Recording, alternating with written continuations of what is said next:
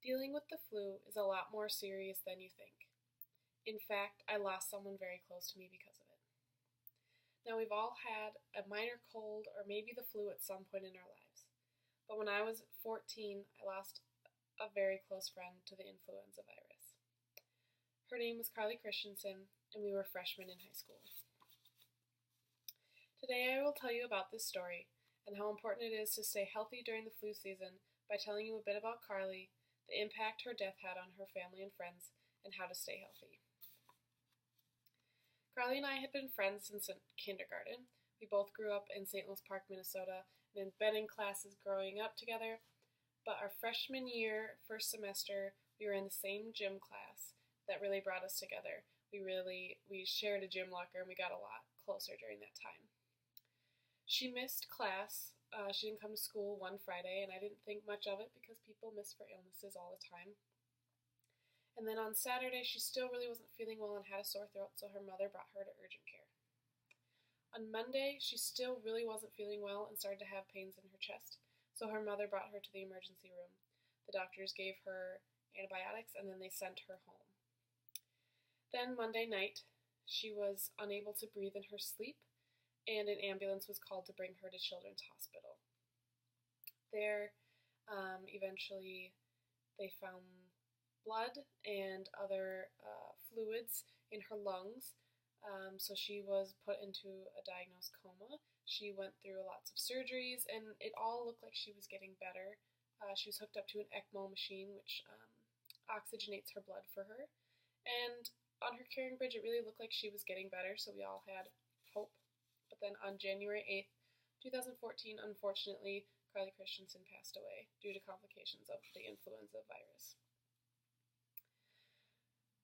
The impact was really big on the St. Louis Park community. Dealing with a death at the age of 14 is not easy, and it's not something a child should ever have to go through. Her death really did have a big impact on our entire grade and our entire school.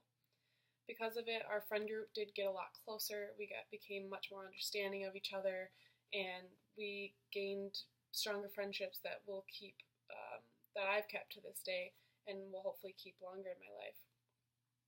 Another impact is we all made healthier choices. We started washing our hands more often, getting our flu vaccination, eating better, exercising, just all we can do to live a healthier life.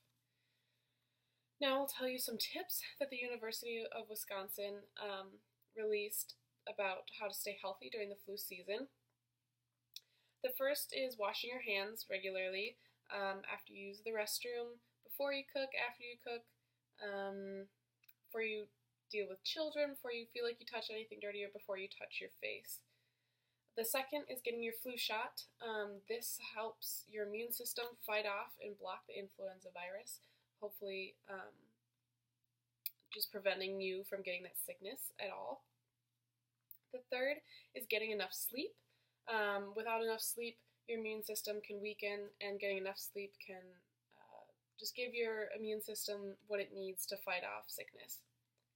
The fourth is avoiding stress, because again, like not getting enough sleep, having too much stress can weaken your immune system. And I know that avoiding stress is not always possible, but finding ways to deal with it or cope with it will really be beneficial. The fifth and final is avoiding sharing objects with people. Objects like water bottles, eating utensils, hairbrushes, just stuff that can really pass on germs in an unhealthy way. Today I spoke about a personal story with illness and how important it is to take measures to stay healthy. I did this by telling you a bit about my friend Carly Christensen, how her death impacted all of her friends and family in our community, and how to stay healthy during the flu season. I hope that by sharing my story with you all that you learned a bit about the flu and the importance around health and taking care of yourself. If you can do something small today that will help yourself in a big way in the future, I hope that you make that choice.